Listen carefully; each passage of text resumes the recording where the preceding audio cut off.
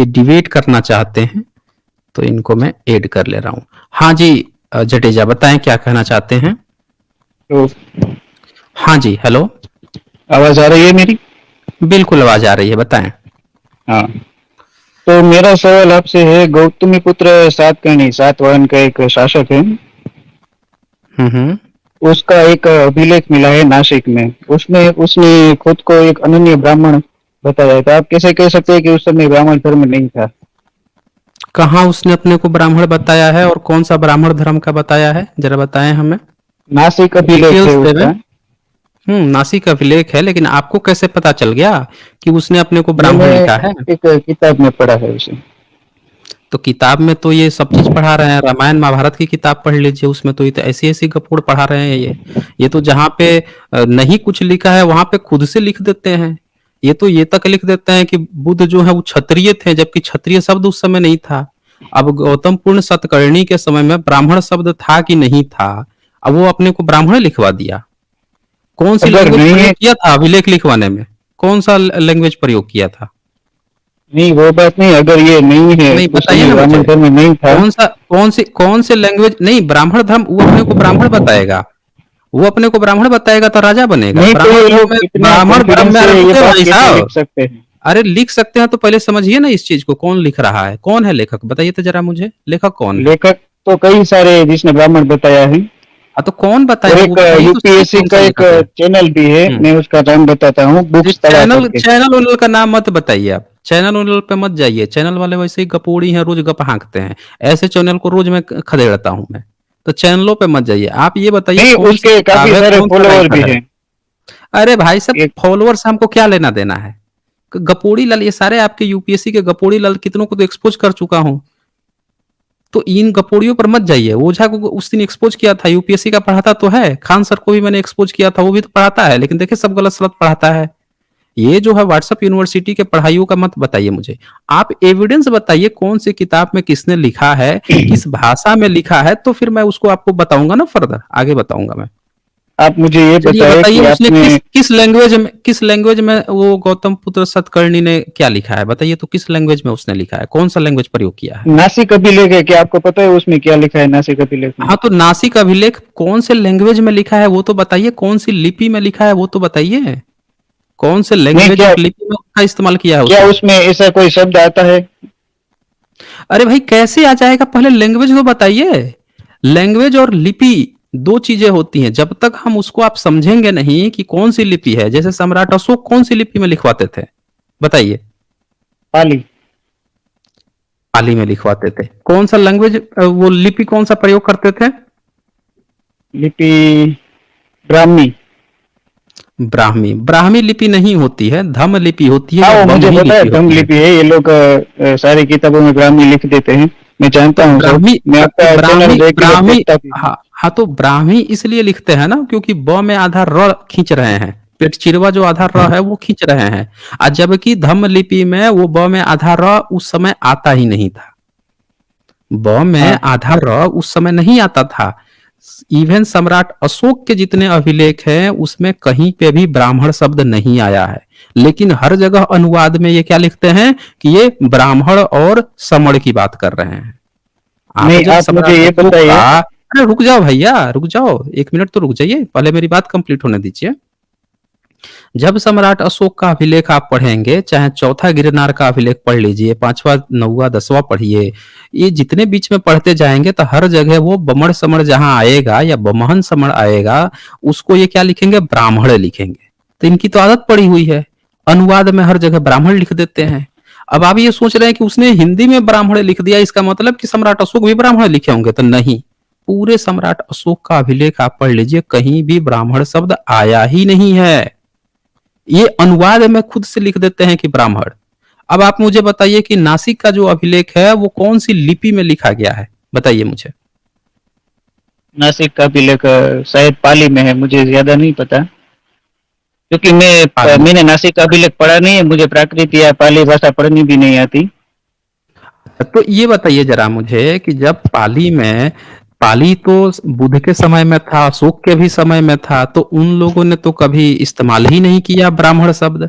हर जगह बमहन और बमड़ और इस तरह के शब्द आए हैं, ब्राह्मण उनके शब्द में नहीं था, तो सतकर्णी के समय में अचानक से ब्राह्मण शब्द कहाँ से टपक पड़ेगा, ये बताइए। उसमें लिखा है, अब ये एक किताब में मैंने पढ़ा नहीं था। कहाँ, नहीं किताब में पढ़ा था ना आपने, ट्रांसलेशन पढ़ा होगा ना आपने, पाली में तो पढ़ा नहीं होगा हाँ, पाली में नहीं पढ़ आपने, सकता क्योंकि नहीं पाली पढ़ा आती होगा। नहीं तो मुझे। पाली में ब्राह्मण शब्द होता ही नहीं है, पूरे पाली में ब्राह्मण शब्द ही नहीं होता है, समझ रहे हैं ना। जैसे कागज शब्द हिंदी में आप जो पढ़ते हैं, वो कागज भारत का शब्द नहीं है, वो अरबी फारसी का शब्द है, उधर से आया है, हमने एक्सेप्ट कर लिया है। उसी तरह से ब्राह्मण शब्द जो है पाली में होता ही नहीं है, ये ब्राह्मण शब्द जो है बाद में संस्कृत में आया है, और इसको जो है वो कर लिया गया है, आज हिंदी में एक्सेप्ट कर लिया गया है, लेकिन पाली में ब्राह्मण शब्द ही नहीं होता है। और पाली अगर ब्राह्मण शब्द बाहर का है, अब पूरा भारत पाली प्राकृत बोलता था, ब्राह्मण शब्द नहीं है, इसका मतलब कि वो फिर विदेशी होना चाहिए, वो तो विदेश से आया है, विदेश से लेके आया है, जैसे कागज शब्द विदेश से आ गया, तो फिर तो ये बात आ जाएगी। लेकिन संस्कृत चूंकि यहीं पे डेवलप हुई है भारत में, तो इसीलिए वो शब्द भारत में आया है, लेकिन बहुत बाद में आया है, पहले नहीं आया है, सतकर्णी के समय में ये शब्द नहीं था। ये लोग अनुवाद करके जबरदस्ती उसको ब्राह्मण कहने की कोशिश करते हैं। अब बताइए मुझे कि जब पाली में नहीं होता है ब्राह्मण शब्द, तो कैसे लिखवा सकता है। और दूसरी बात की, जो ये थे सतवाहन जो थे, सतवाहन, इन्होंने, इनकी सिक्कों को आप देखें तो सिक्के तो हमेशा ही इनके सिक्के बता रहे हैं कि ये बुद्धिस्ट थे, चैत्य उस पे बने रहते हैं। इन्होंने अपने को सीरी शब्द लिखवाया पाली में, सीरी, सीरी, श्री नहीं, सीरी, सीरी जो पाली का शब्द है, वो भी पाली का शब्द है। तो अब संस्कृत में श्री होता है, अगर ब्राह्मण शब्द संस्कृत का है, ये संस्कृत में इंस्क्रिप्शन लिखवाए होते हैं तो श्री लिखवाते हैं, लेकिन ये तो सीरी लिखवा रहे हैं। तो इनकी जो लैंग्वेज थी सतकर्णियों की, सतवहनों की, वो संस्कृत नहीं थी, ये पाली प्राकृत ही लिखवाते थे, पाकित लिखवाते थे। अच्छा एक बात और, जब कोई राजा अपने को ब्राह्मण होगा तो वो पाली पाकित क्यों इस्तेमाल करेगा, वो सीधे सीधे संस्कृत इस्तेमाल करेगा ना। वो तो कह रहा है कि भाई संस्कृत तो हमारे यज्ञ वेद हवन और पता नहीं कितने कितने साल पुराने हैं, कहाँ से आ रहे हैं, तो संस्कृत प्रयोग करेगा, वो क्यों पाली पाकित इस्तेमाल करेगा, सीधी सी कॉमन सी बात है। यानी कि ये झूठ प्रोपेगेंडा परोसा गया है। चले बताएं और कुछ कहना आपको। हाँ, मुझे कालिदास के बारे में भी कुछ कहना है। बोलिए। कालिदास ने गुप्त के बारे में आपने कहा था एक वीडियो में कि उसने वो एक ग्रंथ लिखा है, कौन सा, मालविकाग्नि मित्रम, उसमें उसने श्रृंगों के बारे में बताया है। लेकिन उसके मैंने पढ़ा है कि उसने और भी रघुवंशम, विक्रमोर्वशीयम, ये कुमार संभव, ये भी गुप्तों के बारे में लिखा है, तो क्या वो गुप्त काल में नहीं था। एक चीज तो आप एक चीज ध्यान रखिए कि कालिदास का कोई आज तक सबूत नहीं मिला है। कालिदास जो है तो ये कोई भी सारे ग्रंथ बना किसने दिए, ये सारे ब्राह्मणों ने बनाए हैं। जैसे आपका जो भविष्य पुराण है, अंग्रेजों ने ये लिख दिया कि अकबर जो है हमारे ब्राह्मण भाई थे, जैसे अल्लाह उपनिषद लिख दिया, जैसे इन्होंने सारे गपोड़ बैठ बैठ के लिखे हैं, उसी तरह से ये भी लिख दिया बाद में बैठ के। ये कौन सी बड़ी बात है। जो आदमी, आप ये बताइए कि इतनी बड़ी संख्या है, जब आप नहीं पढ़ते हैं वही पढ़ता है, आप कौन से वर्ग में आते हैं जडेजा। आप जो है ब्राह्मण में आते हैं, आप किस में आते हैं, जनरल में, क्षत्रिय में आते हैं या शूद्र में आते हैं। क्षत्रिय, क्षत्रिय में आते हैं। तो आपको भी तो उसने अपना नाजायज पुत्र बता रखा है कि क्षत्रिय तो हमारे नाजायज पुत्र होते हैं, तो उससे कभी आपने सवाल नहीं पूछा होगा। ये तो महाभारत में उसने लिख रखा है ना। तो इस पे कभी आपने सवाल पूछा उससे। पर मैं यहाँ तो उसको बचा नहीं रहा हूँ, किसी भी ब्राह्मण को या उसके किसी भी थोट को। अच्छा एक चीज बताइए जडेजा कि जब आप क्षत्रिय हैं तो आप कौन सी भाषा बोलते हैं आपके घर में, घर परिवार में कौन सी भाषा बोलते हैं। गुजराती। गुजराती बोलते हैं। ये बताइए क्षत्रियों को तो इसने लिख रखा है कि भाई आपको पढ़ने का अधिकार है, संस्कृत पढ़ने का। और जैसा कि मैंने भविष्य पुराण अभी दिखाया जिसमें दयानंद सरस्वती ने अनुवाद किया है, बोले हैं कि भले ही मौत आ जाए लेकिन म्लेच्छों की भाषा नहीं बोलनी है। हम्म तो इनकी भाषा तो सिर्फ संस्कृत थी। तो ये बताइए कितने राजपूत संस्कृत बोलते हैं आज की डेट में? हम्म। कितने राजपूत बोलते हैं बताइए जरा? नहीं, जडेजा। बहुत कम, लगभग कोई नहीं बोलता। लगभग कोई नहीं बोलता। यानी कि ये जो बात इनके मनुस्मृति में लिखी है, इनके वेदों में और इनके तमाम धर्म ग्रंथों में जो लिखी है कि क्षत्रिय जो है उसको ब्राह्मण जो है वेद पढ़ा सकता है, ये बात झूठी है। ये बात बिल्कुल झूठी हो गई है, क्योंकि ये इन्होंने पूरे मनुस्मृति में ये बात लिखा है कि क्षत्रिय जो है वो ब्राह्मण से शिक्षा लेगा, वेद की शिक्षा लेगा, पढ़ाएगा नहीं लेकिन पढ़ेगा जरूर। तो इस हम्म अगर आप वेद पढ़े होते हैं, अगर कोई राजपूत जो है या कोई क्षत्रिय जो है अगर वेद पढ़ा होता या ब्राह्मण उसको पढ़ा रहा होता, तो ऑफ कोर्स उसको संस्कृत ही पढ़ाता और उसको वेदों का ज्ञान होता और उसको ये भी पता होता कि इन्होंने धार्मिक ग्रंथों में क्या क्या बकवास लिखी है। उसको महाभारत भी पढ़ चुका होता, क्योंकि महाभारत में उसने अपने को नाजायज पुत्र बता दिया है, क्षत्रिय मेरी नाजायज पुत्र हैं। ये सारी चीजें वो पढ़ा होता है। इसका मतलब जब राजपूत को भी संस्कृत नहीं आती तो राजपूत भी क्षत्रिय वर्ग जो अपने को कह रहा है वो भी ब्राह्मण धर्म का हिस्सा नहीं है। इस चीज को समझिए पहले। जो आज क्षत्रिय हैं वो ब्राह्मण धर्म का हिस्सा नहीं है, क्योंकि ब्राह्मण धर्म का हिस्से के जो क्षत्रिय हैं वो क्या होने चाहिए? उनको संस्कृत आनी चाहिए, क्योंकि वो वेद पढ़ाएगा, उनको मनुस्मृति पढ़ाएगा, उनको धर्म ग्रंथ पढ़ाएगा, वेदों की शिक्षा देगा। ये उसने मनुस्मृति में भी लिखा है। और आप बता रहे हैं कि किसी क्षत्रिय को संस्कृत नहीं आती है, इसका मतलब कि ब्राह्मण ने कभी इनको शिक्षा नहीं दी है, इनका धर्म कुछ और था। समझ रहे हैं? इनका धर्म कुछ और था। एक आखिरी सवाल। हाँ हाँ बोलिए, वो भी पूछ लीजिए। ये गुप्त काल का एक मंदिर है, दशावतार मंदिर। गुप्त ये काल का मंदिर है? हाँ, ये अच्छा जी। मतलब आपके हिसाब से कब बना था? देखिए गुप्त काल का मंदिर हमें तो आज तक कोई मिला नहीं है। आप पता नहीं कहाँ से बोल रहे हैं दशावतार मंदिर। गुप्त काल का कोई भी मंदिर नहीं मिला है भाई साहब। गुप्त नहीं काल तो का फिर ए- वो जो है वो कौन सी सेंचुरी का है? नहीं तो ये देखना पड़ेगा ना कि गुप्त काल का है भी कि नहीं है वो। मान लीजिए हाँ तो गुप्त काल हाँ में तो कोई अवशेष कोई मिलेंगे देखने वाला आपको। नहीं है क्या? हमारे यहाँ कोई आर्कियोलॉजिकल सर्वे डिपार्टमेंट तो है, तो वो क्या नहीं देख रहा होगा अरे भाई साहब तो ये एक चीज तो कितना समझो, पुराना है? एक चीज तो समझो आप कि ये बताओ कि राजपूत शब्द जो है या ये जडेजा आपका सरनेम कब आया है पहली बार? ये बताओ पहले आप, मैं फिर मंदिर का इतिहास बताता हूँ आपको। नहीं, वो तो मुझे नहीं पता। नहीं पता है? तो यही चीज है ना, आप नई नई चीजें अपने चीज में घुसेड़ते गए हो, आपको नहीं पता है कि कहाँ से वो चीज आ रही है। तो उसी तरह से गुप्त काल तो बहुत पहले की चीज है। गुप्त काल का राजपूतों से कुछ लेना देना नहीं है, क्षत्रिय वर्ग से कुछ लेना देना नहीं है, क्योंकि गुप्त काल का जो क्षेत्र है वो राजस्थान वाला क्षेत्र नहीं है। गुप्त काल जो है वो क्षेत्र आया है जो बताया गया है, हालांकि उसका सबूत नहीं मिला है, लेकिन क्षेत्र यूपी बिहार वाला जो क्षेत्र है वो बताया नहीं, गया है। अगर वो मंदिर गुप्त काल का नहीं है तो हम्म। फिर कौन से ये काल का चीज है, मैं ये पूछ रहा हूँ। मैं बता रहा हूँ, वो सारी चीजें बता रहा हूँ। अब गुप्त काल की जितनी चीजें देखोगे वो पूरा बुद्धिस्ट का है। हम्म अब जो है जो दशावतार आप टेम्पल बता रहे हो वो, हम्म उसको भी हम ओपन करके देख लेते हैं ना, उसको भी अभी देख हम्म। लेते हैं। ये यही है ना दशावतार। इसमें इसको शेयर करता हूँ, अभी वो क्लियर दो हो तीन जाएगा। मंदिर बताए थे, एक शिव मंदिर भी है कुमरा का। तो नहीं वो बता रहे हैं ना, उस पर तो सब पे मैंने स्ट्रीम कर रखी है, वीडियो बना रखा है, वो सारे के सारे बुद्धिस्टों के हैं। एक बार जाकर देख लो। ब्राह्मण धर्म में तो टेम्पल ही नहीं बनाना है। किसी ब्राह्मण धर्म में वायु पुराण आप पढ़िए, वो साफ साफ कह रहा है कि जो शिल्पीकार है वो नरक में जाता है, जो जो पर कलाकृति उसके बनाता अंदर है, जो मूर्ति है वो मूर्ति तो वगैरह विष्णु की है। बनाता है। ना विष्णु की थोड़े है, ये तो आप कह रहे हो ना कि विष्णु की है। वो विष्णु की थोड़े है। आपने तो इसका मतलब कि बुद्ध धर्म की मूर्ति कला आपने नहीं देखी है, इसका तो ये मतलब हुआ। नहीं, अगर जिसको आप विष्णु की विष्णु मूर्ति कह नहीं रहे है हो। उसमें तो किसकी मूर्ति है उसमें? नहीं विष्णु की कहा आपने? अवलोकितेश्वर बुद्ध समझा है? अवलोकितेश्वर बुद्ध क्या होते हैं? हाँ, ये वो इसी मैंने मूर्ति देखा की है, आप बात आपका कर रहे हो? वीडियो देखा है मैंने।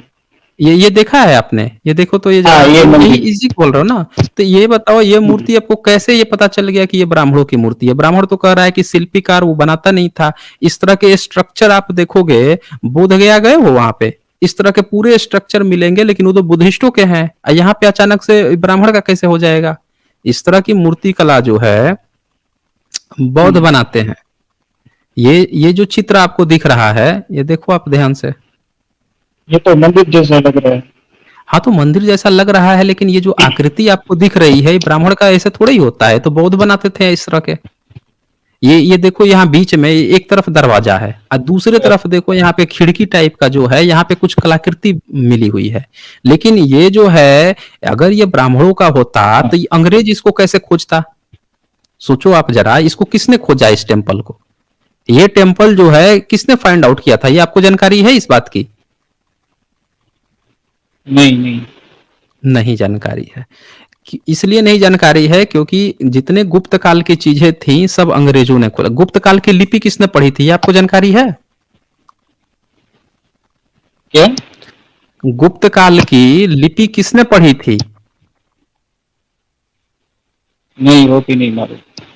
नहीं पता है। अंग्रेजों ने पढ़ी थी पहली बार। अंग्रेजों ने हाँ, पहली बार प्रिंसेप। पढ़ी थी। हाँ, प्रिंसेप नहीं पढ़े थे, वो थे, आई थिंक फ्लीट थे। और 1812 से 1817 के बीच में पढ़े थे। अब जरा सोचिए, जिसको ये लोग बता रहे हैं कि वो राजा इनका हिंदू राजा था, ब्राह्मण राजा था, मंदिर इनके लिए बनवाता था, उसकी लिपि ये लोग नहीं जानते थे पढ़ना लिखना। तो इसका मतलब कि ये लोग कभी उसका वो नहीं बनवाए थे। नहीं, मतलब आप आपके हिसाब से ये स्ट्रक्चर गुप्त काल का ही है कि नहीं? नहीं, मान लो ना ये ये स्ट्रक्चर, भले लेकिन ये मंदिर टेम्पल थोड़े है है। या कुछ और है, ये वो मंदिर थोड़े है। चलो वो जाने अरे भाई दीजिए, साहब, मंदिर है या देखो एक कुछ और है, लेकिन ये एक गुप्त काल का है या नहीं है? अरे भाई साहब, पहले एक चीज समझो, यहाँ पे गुप्त काल नहीं, हमारे हम्म। यहाँ सिंधु घाटी सभ्यता का भी मिल चुका है। ये तो गुप्त काल का आप बोल रहे हो। मौर्यंस के समय का मिल चुका है, ये बिंबिसार के समय का जेलखाना तक मिल गया है। आप कहाँ गुप्त काल में फंसे हो? लेकिन ये कैसे आप साबित करोगे कि ब्राह्मण का है? ब्राह्मण तो नरकगामी नहीं, बोल रहा है मैं कि ये नरक नहीं में कह रहा जाता हूँ कि है ये तो ब्राह्मण का शिल्पकला है। है। हाँ, तो नहीं है जब उसका, तो मैं कहा ये कह रहा हूँ कि ये ब्राह्मण का है, आपका मैंने ही ये नहीं कहा ही है। नहीं कि मैं ये ब्राह्मण का है। हाँ, तो जब मैं ये उसका पूछ नहीं रहा है हूँ तो कि ये ये आपके किस हिंदू धर्म सदी का का कैसे है। हुआ? नहीं, ये आप मैंने ये बताओगे ना, कब ये कहा आपका कि ये क्लेम है ब्राह्मण ना। का है? आप मुझे ये बताइए। नहीं, मैंने तो ये कहा ये नहीं कि ये चीज, ये ब्राह्मण का है। नहीं नहीं, एक मिनट। मैं अभी समझ नहीं पा रहा हूं कि आप यहाँ पे किस चीज की बात क्या कर रहे हो। मैं आपने यहाँ पे क्या क्लेम किया? आपने ये कहा कि भाई गुप्त काल का एक मंदिर मिला है। तो ये तो मंदिर आप हाँ। जिसको कह रहे हो तो बुद्धिस्टों का है, ये ब्राह्मण का तो साबित ही नहीं हो पा रहा है, क्योंकि गुप्त काल में ब्राह्मण धर्म था हाँ। ही नहीं, और न ही आज तक कोई साबित कर पाया है कि गुप्त काल जो है वो ब्राह्मण धर्मी था। ये कोई आज तक साबित नहीं कर पाया है। तो ये जो लेकिन ये स्ट्रक्चर कौन सी मिला है, सेंचुरी का है, इस ये तो आप मुझे बता दो। ये किसी भी सेंचुरी का आप मान लो, मुझे उससे फर्क नहीं पड़ता ना इससे। आप गुप्त काल लोगे तो गुप्त काल जो है थर्ड फोर्थ सेंचुरी में से लेके फिफ्थ सेंचुरी तक भी था। तो क्या आपका सवाल मतलब कालिदास को लेकर हमारे था। लोग ये भी नहीं जान पाए कि ये कितना पुराना है? तो कहाँ से जानेंगे? आपके लोग तो जैसे कि इसका हमें कोई लिपि तक जैसे कि नहीं हमें पढ़ कोई पाए थे। अरे भाई नहीं साहब, इसकी हमें लिपि तक नहीं पढ़ पाए। जरा रुक जाए एक मिनट।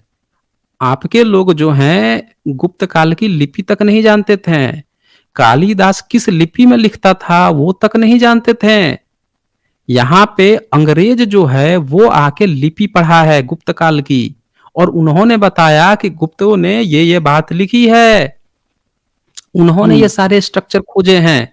और हम्म, कालिदास जो है अगर गुप्त काल का था, जो आपका मेन मुद्दा था, तो ये समझिए कि कालिदास भी गुप्त काल की ही लिपि में लिखता होगा, जिसको ये ब्राह्मण नहीं पढ़ पाए थे। जब कालिदास की लिखी बात को हाँ, तो गुप्तों अंग्रेजों का ने तो पढ़ा। संस्कृत में अरे फिर रुक अभी जा यार, खुदा ही है ना। अरे भाई रुक जा, एक मिनट तो रुक जाए। जब कालिदास जो गुप्त काल का जिसको आप बता रहे हैं, उसकी बात को अंग्रेज ने जब 19वीं सदी में पढ़ा, तब ब्राह्मण ने इतनी मोटी मोटी किताब 19वीं सदी से पहले क्यों नहीं लिखी? जब वो लिख दिया उसके बाद ही कैसे लिखे, या उसके नाम पर ही ये कैसे लिखा है? जब उसकी लिपि नहीं जानते थे वो किस भाषा में लिखता था। भाई आप आज हमें कुरान प्रस्तुत कर दो, आप कह दो, और आपको अरबी आती ही नहीं है, आप कह दो कि हम ही जो है मोहम्मद इसी भाषा में लिखे थे, आप एक दूसरी लिपि में लाके लिख दो और दे दो, प्रस्तुत कर दो। ये आपको बताना पड़ेगा ना कि भाई मोहम्मद या उनके जो अनुयायी थे वो अरबी फारसी या जो भी वहाँ की लैंग्वेज थी, हिब्रू जो भी चीज़ थी, उसमें वो लोग लिखे थे और वो मूल चीज़ है। वहाँ से हमने ट्रांसलेट करके लाए हैं। तो ये आपको साबित करना पड़ेगा कि भाई साहब जब आप गुप्त काल की लिपि नहीं जानते थे, तो आप कालिदास उसी समय था, वो किस लिपि में लिखता था, उसके नाम पर आपने इतनी मोटी-मोटी किताबें कहाँ से परोस दी, बिना सबूत के? ये पूछना पड़ेगा ना। तो यहाँ पे देखिए जडेजा देखिए, आप दो पाली बातें ध्यान देनी आप पड़ेगी। पाली भाषा के हाँ बोलिए बोलिए, क्या कहना चाहते हैं, बोल लीजिए। एक हाँ बात बोलिए। मुझे आपको पाली भाषा बहुत अच्छी तरीके से आप जानते हैं पाली भाषा के बारे में, ठीक है। आपको तमिल लिपि पढ़ना भी आता है, मुझे पता है, मुझे नहीं आता।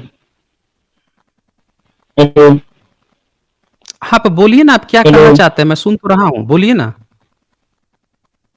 देखें ये अब हेलो हेलो करने लगे हेलो। भाई। अरे मैं आप मेरी आवाज नहीं आ हाँ रही क्या आपको? हाँ, तो मैं क्या कह रहा हूँ, हम्म। नहीं नहीं नहीं, देखिए आपको तमिल लिपि पढ़ना भी आता है, ठीक है, अच्छी तरह से। आप अपनी बात कहिए, तो आप क्या आप कहना मुझे ये चाहते बताइए हैं? कि स्कंदगुप्त, हाँ स्कंदगुप्त का अभिलेख है, संस्कृत में लिखा हुआ है, हम्म। तो आप ये क्यों नहीं बताते कि हम्म। नहीं ये प्राकृत में लिखा हुआ है?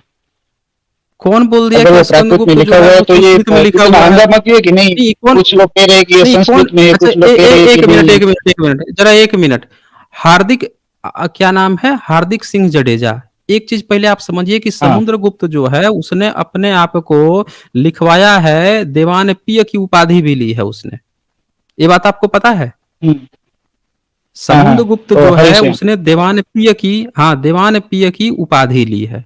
और देवानप्रिय हम्म, का मतलब संस्कृत में क्या होता है, ये बात आपको पता है? बताइए जरा मुझे। देव का प्रिय, नहीं मूर्ख। देवों का प्रिय मूर्ख होता है। अब अगर वो संस्कृत में लिखवा रहा था तो कोई राजा अपने को मूर्ख क्यों लिखवाएगा, ये बताइए पहले। वो अपने हम्म, को महामूर्ख मूर्खाधिराज क्यों लिखवाएगा अगर वो संस्कृत में लिखवा रहा था तो?